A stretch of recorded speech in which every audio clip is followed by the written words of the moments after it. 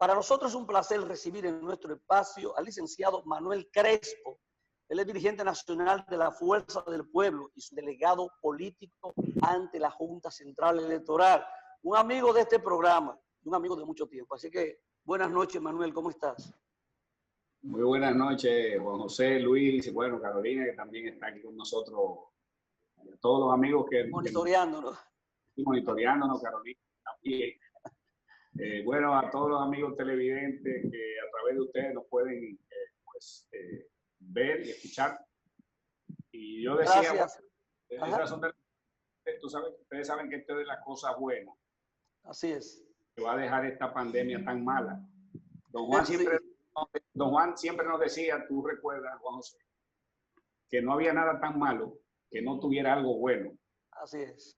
En este caso, la tecnología aplicada a todo, obligada por la pandemia, a los estudios, las universidades, bueno, las escuelas no, porque hay un tema de algunas limitaciones que todavía no hemos logrado como país dotar de computadora a todos los estudiantes, pero bueno, esperemos que pronto sea resuelto ese tema y sobre todo a partir de esta experiencia.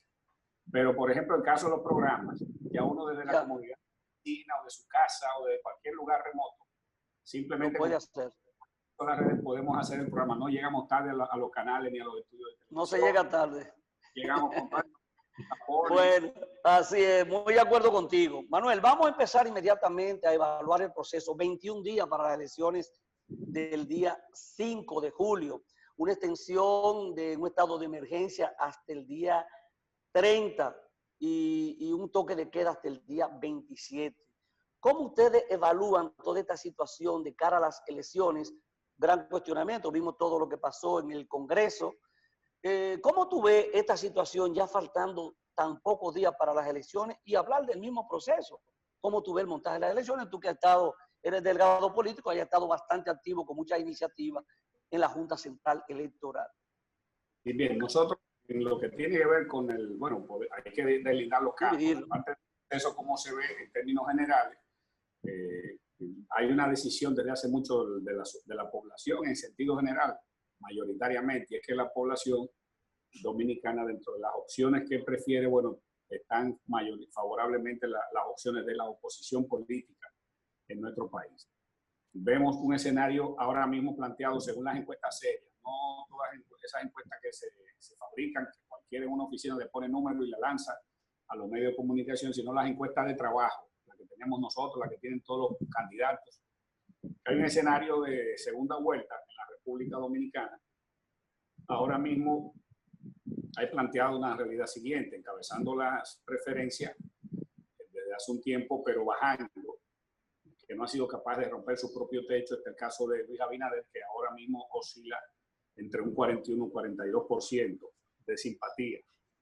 En segundo lugar, en las encuestas nuestras, el presidente Leonel Fernández, oscilando entre un 31 y 33%. Un sólido segundo lugar, creciendo permanentemente. Es el único candidato que ha reflejado en la práctica un crecimiento sostenido mes tras mes, día tras día, semana tras semana en este proceso. Y en un tercer lugar, bajando en una caída estrepitosa, no la detiene nadie. Yo digo que ni el médico chino lo detiene, ni lo salva, ni Checheren, como decimos en buen dominicano, el candidato del gobierno, oscilando entre un 19 y un 21%. Esa es la realidad que puede cambiar y yo estoy seguro que va a cambiar en la medida que pasen los días y las semanas y se acerque el proceso electoral. Y yo pienso, y más que pudiera verse como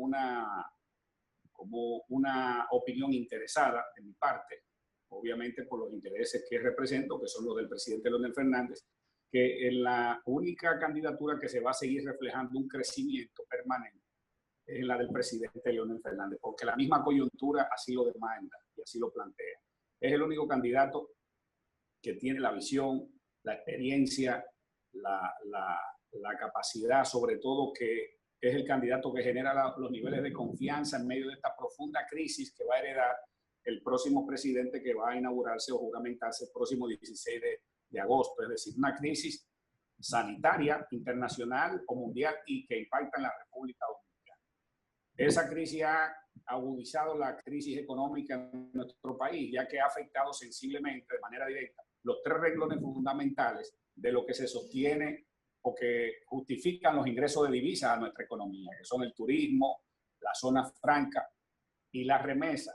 Esos son los tres sectores más afectados a nivel mundial, porque todo el mundo, primero los aeropuertos están y los puertos todos cerrados.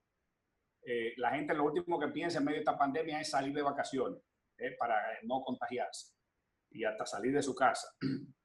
La zona franca reducida a su mínima expresión porque las tiendas han estado cerradas por más de 2 o 3 meses de los grandes mercados que son los que demandan camisas, pantalones, que todos sabemos que más del 70% de las empresas de zona franca de República Dominicana son del área textil, manufactura textil.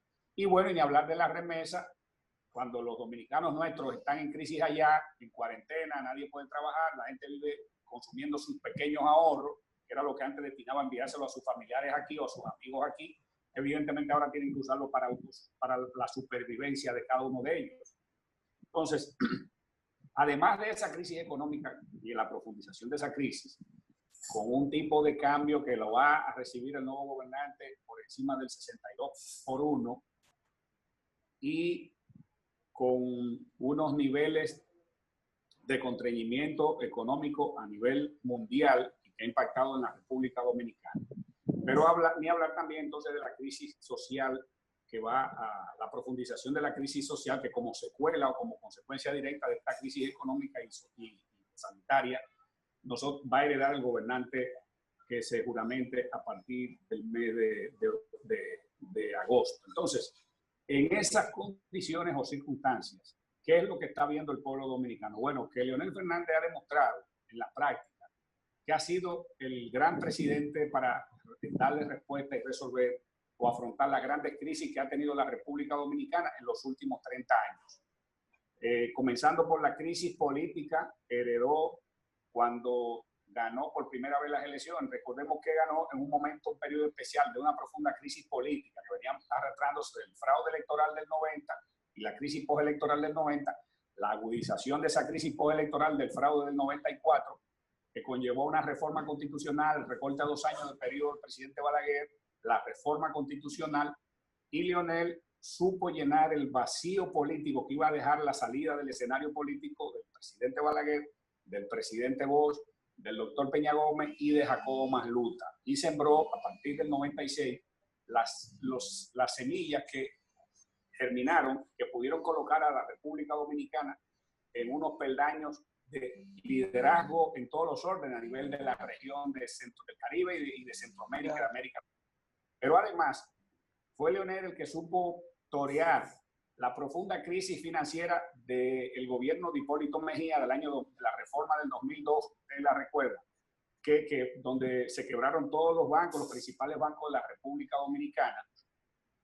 Y sin embargo, con la sola juramentación de Leonel y a los pocos meses, a partir del año 2004, recuperó la estabilidad y el crecimiento del país al punto que el tipo de cambio, es decir, la tasa de cambio de un 55-60 que la recibió en el 2004, logró Leonel nivelarla entre un 28, un 29, un 30% y terminó entregándola a un 32-33% en el 2012 al presidente Danilo Medina. Pero además, fue Leonel el que supo liderar la situación económica creada por la quiebra y la crisis financiera de los mercados internacionales entre el final del primer gobierno o del segundo gobierno 2004-2008, esa quiebra masiva de los bancos que estalló a través de la burbuja inmobiliaria que ustedes recuerdan, ¿verdad? Se llevó los principales de Estados Unidos y de Europa. Tanto así que hasta los fondos de pensiones, es decir, la Seguridad Social de España, la tuvo que inyectarle fondos y préstamos la economía china, que le tuvo que prestar a España para salvar sus fondos de pensiones, y ni hablar de los préstamos que tuvo que inyectarle China a la propia economía de Estados Unidos. Es decir, los países capitalistas o los líderes del capitalismo mundial tuvieron que recurrir a préstamos a un país socialista como es el caso de China continental. Pero además fue Leonel Fernández que a raíz del paso de las diferentes tormentas catastróficas, donde el país perdió más de 20.000 millones de pesos en pérdidas diversas, producto del paso de las tormentas que afectaron República Dominicana, pudo recuperarla rápidamente. Pero fue República Dominicana, liderada por Leonel Fernández, el único que asumió el desastre natural que afectó a nuestros vecinos de Haití, a propósito del terremoto que devastó a los hermanos del pueblo haitiano y fue el único que fue en auxilio de ese pueblo en medio de esa tragedia que le afectó. Es decir, tenemos a Leonel Fernández, eso es lo que está viendo el pueblo dominicano, que en medio de esta profunda crisis que afecta a los dominicanos y al mundo, el país tiene y necesita dejar en manos seguras la conducción del Estado y de la cosa pública en la República Dominicana. Eso es lo sin embargo, Manuel, sin embargo, nosotros hemos estado conversando durante toda esta semana con los delegados técnicos y políticos ante la Junta Central Electoral. Danilo Díaz estuvo con nosotros, Orlando Jorge Mera y ahora está tú. Y hemos hablado sobre las elecciones y hemos hablado de las encuestas. Y entonces cada uno pues tiene un enfoque en función de sus intereses, vamos a decirlo así. O sea, el tema de cuando tú hablas de las encuestas y hablas de lo experimentado, Leonel, para el manejo de esta crisis. Sin embargo, las informaciones en términos de las encuestas de trabajo y las encuestas que se dan, no colocan los números de la forma en que tú lo estás dando. O sea, son números de trabajo, son números de encuestas. Hay una guerra de encuestas, uno ahora mismo no le está creyendo casi a ninguna encuesta porque todos los días salen diferentes encuestas. ¿Esos números que tú das se corresponden con encuestas de trabajo o es la realidad? Yo me refería, Juan José y Luis, que se trata de las encuestas de trabajo que nosotros tenemos, las encuestas serias, que es la que tiene todo el mundo, pues nadie se va a engañar a sí mismo, es decir, ya. Son las encuestas que se hacen, que son las que te dicen la realidad, dónde estoy, qué porcentaje tengo, dónde tengo que mejorar, dónde tengo que reforzar los trabajos, qué tengo que hacer en cada lugar. Esa es la que te permite, es como la lupa que tiene una persona para poder ver con los detalles minúsculos en toda la geografía electoral de la República Dominicana. Me refiero a esas encuestas, no a las encuestas que se publican, que son encuestas obviamente producto de esta guerra de encuestas que hay a través de los medios. Esas encuestas para los fines de publibanca, como decimos en buen dominicano, no sirven para nada, más que estar en el medio del debate y de la misma guerra propia de las encuestas, para tratar de, bueno, de posicionar, de precondicionar y quizás hasta confundir, ¿por qué no?, a una parte importante del electorado. Ya. Ahora, estamos hablando de encuestas serias. Eso te pinta un escenario de segunda vuelta, según tú, ¿verdad? Eso es un escenario de segunda vuelta. Ahora, ¿qué dicen todas las encuestas de República Dominicana? Me refiero a las encuestas serias, sigo con las encuestas de trabajo. Que un escenario de segunda vuelta se proyecta que será y que clasificarán Leonel Fernández y Luis Abinader. En ese escenario, Leonel Fernández gana cómodamente con un porcentaje que oscila entre un 53 y un 55% la segunda vuelta. Es decir, de darse ese escenario como se proyecta, tendremos nuevamente a Leonel Fernández juramentándose el 16 de agosto como el nuevo presidente de la República Dominicana. Ahora nos vamos de ahí a analizar la otra parte de la pregunta en lo que tiene que ver con los temas propios de la Junta Central Electoral, que es la parte y la responsabilidad fundamental que nos ha tocado llevar en este tramo y en esta etapa del proceso electoral, en nombre del presidente Fernández y de la Fuerza del Pueblo. La Junta Central Electoral, nosotros hemos planteado públicamente qué nos preocupa. Primero nos preocupa los evidentes niveles de parcialidad con que ella se maneja y ni siquiera guarda la forma la Junta Central Electoral. Yo digo que la Junta Central Electoral sigue montada en el mismo carro viejo de octubre pasado y el carro viejo de febrero, que la llevaron a un desastre institucional y que le afectó el principal activo que debe adornar a un alto organismo comicial como lo es la Junta Central Electoral, que es la confianza, que es lo que le genera los niveles de credibilidad frente a los electores de la República Dominicana. Esa Junta Central Electoral sigue montada en ese carro viejo, es decir, sigue muy vinculada o muy atada a los planes continuistas del gobierno y no se da cuenta que la realidad que está planteando el pueblo dominicano. Usted dice que la Junta está parcializada con el gobierno, con el candidato del gobierno, así tan crudo. La Junta no responde a las instancias que nosotros le depositamos de temas neurálgicos. Por ejemplo, luego de mucho insistir nosotros con el tema del famoso protocolo en tiempos de COVID para proteger, buscando la protección, este proceso electoral, como se va a realizar en medio del COVID, de esta pandemia, se tomen en cuenta o se apliquen los debidos protocolos nacionales e internacionales. Y la Junta Central Electoral aprobó mediante la resolución 53-2020 un protocolo para votaciones en tiempo de COVID que en lo más mínimo aborda los temas que tienen que ver con salvaguardar o garantizar la protección de los votantes, es decir, de los electores que van a acudir el día de las elecciones, que es lo más importante. Es decir, no solamente hay que proteger al personal que va a trabajar, estamos de acuerdo que hay que protegerlo, sino también de proteger a los votantes, que es lo fundamental, lo más importante. Es decir, las medidas de distanciamiento. No dividieron el proceso de votación en dos tandas, una en la mañana, como lo planteamos, para evitar el congestionamiento en los colegios electorales, que voten las mujeres en la mañana y en la tarde que voten los hombres.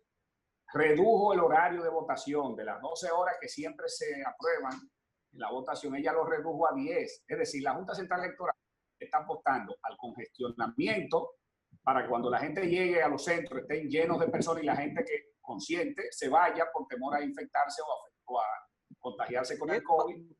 Vamos a hacer una pausita, Manuel, con tu permiso. ¿Cómo no? Y retornamos en breve ahí mismo con esta parte del protocolo. Así que retornamos en breve.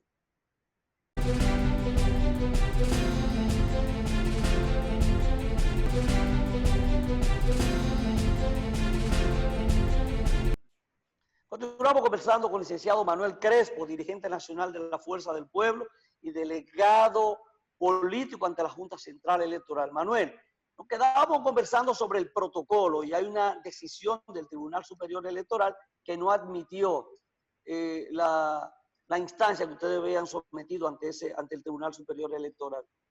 Díganos a ver sobre eso. Sí, mire, precisamente nosotros elevamos un recurso de amparo por ante el Tribunal Superior Electoral porque depositamos un recurso de revisión por ante la propia Junta Central Electoral para que la Junta le adicione las medidas que van orientadas a salvaguardar y garantizar la salud de los votantes, que le adicione medidas como el kit, la entrega del kit sanitario para que los votantes estén protegidos, el distanciamiento, en fin, la extensión del horario a 12 horas, para evitar, todas medidas que van orientadas a evitar el congestionamiento. El TCE no está en contra o no falló contrario a los pedimentos, porque a esos pedimentos nadie está en contra, sino que ellos plantean que el tema de someter una instancia o un recurso de amparo fue a eso que se refirió, al procedimiento, es decir, porque entiende que la Junta está en facultad y es la que está facultada para conocer y aprobar el protocolo mediante resolución que va a regir el proceso electoral. Él lo que dijo fue el Tribunal Superior Electoral. Esto no es competencia mía. Que la Junta tiene competencia y es la que tiene que resolver ese problema. Es decir, no es un problema del TCE. Entonces, ahora, ¿qué es lo que nos preocupa? Que la Junta deja pasar el tiempo y no lo termina de aprobar una revisión para adicionarle las medidas que van orientadas, que es la intención nuestra, a garantizar mayores niveles de seguridad a todos los votantes de la República Dominicana. Miren, otro elemento para que tengamos una idea de los niveles de parcialidad. En Higüey se produjo un tema, ¿verdad? La ruptura del pacto entre Amable Arizpe y su partido y el partido de gobierno. ¿Qué sucedió? Amable Arizpe, en medio de esa alianza, ese pacto, fue inscrito como candidato, tanto por su partido como por el propio PLD, el partido de gobierno.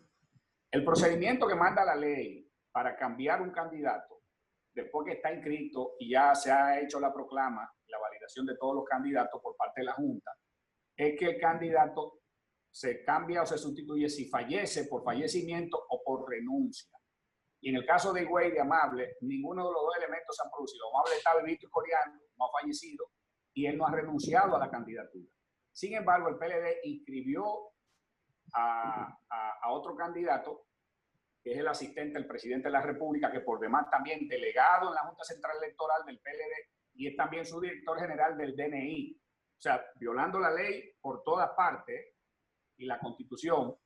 Y la Junta, nosotros le interpusimos en el pasado mes de mayo un recurso de instancia para que la Junta no reconozca ese candidato, porque hasta tanto no renuncie Amable, el PLD no puede ni ningún otro partido someter un cambio o sustitución de un candidato. ¿Y qué pasa? En el día de ayer, vaya usted a ver, el viernes, precisamente el viernes, la Junta Central Electoral, sin el Pleno conocer esa instancia, es decir, sin rechazarla o validarla mediante una resolución, ellos mandaron, imprimieron la boleta con ese candidato. Insólito. Imprimieron la boleta de ese candidato en Higüey sin que la propia Junta, el Pleno, conozcan ese recurso de nuestro partido y de varios partidos más que se oponen a esa inscripción de esa candidatura. No por oponernos, sino porque viola la ley. Es decir, la Junta no puede, ni ningún partido, cambiar a ningún candidato que ha sido legalmente inscrito, legítimamente inscrito, salvo que ese candidato no renuncie. Eso es lo que manda la ley y la Constitución. Es fundamental que se viola. De acuerdo. Luis, de la parte tuya, Luis. Sí, es la que tiene que ver con todo lo que es el proceso de organización, digamos, del voto en el exterior. ¿Qué tal, verdad, de esta situación, verdad, que tiene la República Dominicana con unas elecciones ya, verdad, ahí a la puerta? ¿Qué tal, cuál ha sido la experiencia, digamos, que tienen ustedes en este caso? Y sobre todo, ¿qué se ha hecho? ¿Cómo la gente ha respondido, verdad, en el exterior? Ese voto en el exterior, ¿qué tal? ¿Cómo la gente, digamos, está respondiendo? ¿De qué manera responde, verdad, con todo lo que es este proceso por el que la República Dominicana ya está encaminado en las próximas elecciones? ¿Cuál ha sido la experiencia entonces, verdad, de su partido en términos de lo que es el voto del exterior? Miren, el voto en el exterior es una conquista de los y las dominicanas que han dedicado toda su vida en el exterior, en las principales ciudades de las grandes potencias, grandes países desarrollados, como el caso de Estados Unidos, ciudades como Nueva York, Boston, Miami, Puerto Rico, y otras ciudades de Estados Unidos, así como también en Europa, en países como España, y dentro de España, Madrid y Barcelona, y en Italia, donde viven una gran cantidad de dominicanos y dominicanas, Francia, Alemania, en fin. Los dominicanos han logrado esa conquista, ya inclusive a nivel, tiene rango constitucional, porque además, recuerden que del voto en el exterior se eligen 7 representantes al Congreso Nacional, a la Cámara de Diputados, con lo que se completa la matrícula del primer poder del Estado, que es el poder legislativo. Por tanto, nosotros nunca entendimos el por qué la Junta, si había un mandato, un precepto constitucional, un derecho fundamental que había que garantizar como el derecho de elegir y ser elegidos los dominicanos que viven allá, que son tan dominicanos como los que vivimos aquí, quizás más que mucho, por los aportes que ellos permanentemente iban haciendo en favor de la República Dominicana y de nuestro desarrollo y de mantener la dominicanidad en alto, en playas extranjeras, ¿verdad? Sin embargo, nunca entendimos por qué la Junta dividió esa proclama. Claro, sí lo sabemos, porque como decía al principio, la Junta sigue montada en ese carro viejo de octubre y de febrero. La Junta en octubre excluyó a los dominicanos del exterior en el voto de las primarias internas del PLD, porque, como lo querían hacer ahora, porque resulta que más del 70% de los dominicanos que viven en el exterior dicen en todas las encuestas que van a votar contrario a todo lo que huela al gobierno de la República Dominicana y a ese invento del partido de gobierno, de candidatura. Entonces, la Junta hizo la proclama dividida y por presión nuestra, de los partidos de oposición, fundamentalmente nosotros, la Fuerza del Pueblo, y la presión de los dominicanos allá, incluidos los congresistas y representantes ante los Estados Unidos, diversos poderes de Estados Unidos que presionaron, como el congresista Diano Espaillá y otros más, no se pudo hacer la proclama finalmente, pero dividida. Prácticamente hace apenas unos cuantos días fue que la Junta decidió, por la presión nacional e internacional, hacer la proclama, con una supuesta justificación que quedó al desnudo y desmentida por la realidad y por todos los aportes de documentación que nosotros le planteamos a la Junta y al país. Primero la Junta dijo, y la misma Junta le entregó a los periodistas que cubren la fuente de la Junta, los amigos nuestros periodistas allá, que habían recibido una negativa por parte del Departamento de Estado, y eso era falso. Esa documentación famosa que nunca nadie la vio, se la inventó el gobierno a través de la Cancillería, y la Junta se hizo coro de eso y se hizo partícipe de eso, hasta la coló y fue la propia Junta que se la suministró a los medios de comunicación. Y después vimos que el congresista Diano Espaillá recibió una certificación, él como congresista, del Departamento de Estado, autorizando las votaciones físicas y presencialmente en Estados Unidos. Pero es un tema resuelto hasta ahora, ¿no? Es un tema resuelto.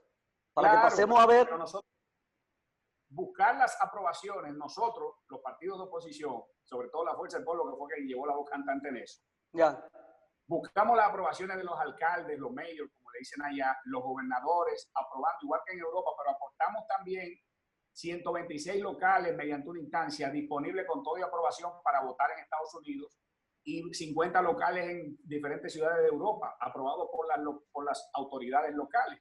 Es decir, que ese invento era un plan muy abierto, muy evidente de esa agenda que sigue montada, que sigue manteniendo la Junta de Vinculación y de Parcialidad.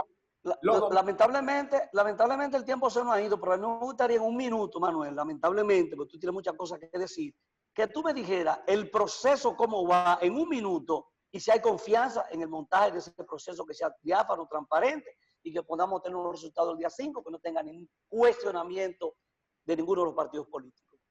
Mira, el proceso cómo va, vigilado por todos nosotros los partidos de la oposición, por la Organización de Estados Americanos que ha intervenido el proceso, el IFES que también está interviniendo ese proceso.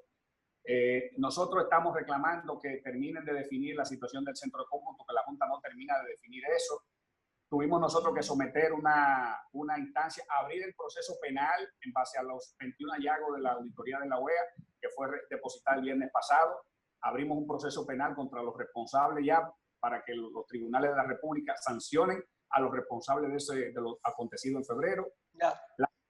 Nosotros tenemos, es lo más parecido, señores, a un carro viejo, esos carros mecánicos viejos, que para aprender hay que estar empujándola. Es decir, nosotros tenemos que estar encima de la Junta, reclamando las cosas que legal, constitucional y legalmente le corresponden hacerla a ella de manera automática. Okay. Las haga.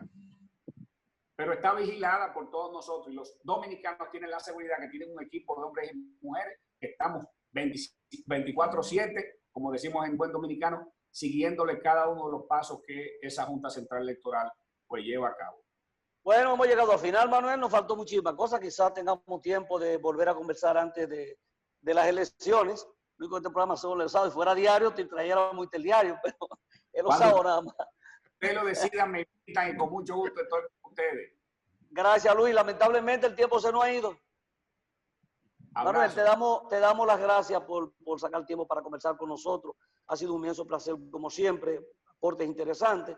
A usted, amable televidente, Luis, me despido de ti. A usted, amable televidente, le deseamos muy buenas noches y será hasta el próximo domingo, si Dios nos lo permite, una nueva entrega de Visión Integral. Pasen buenas noches.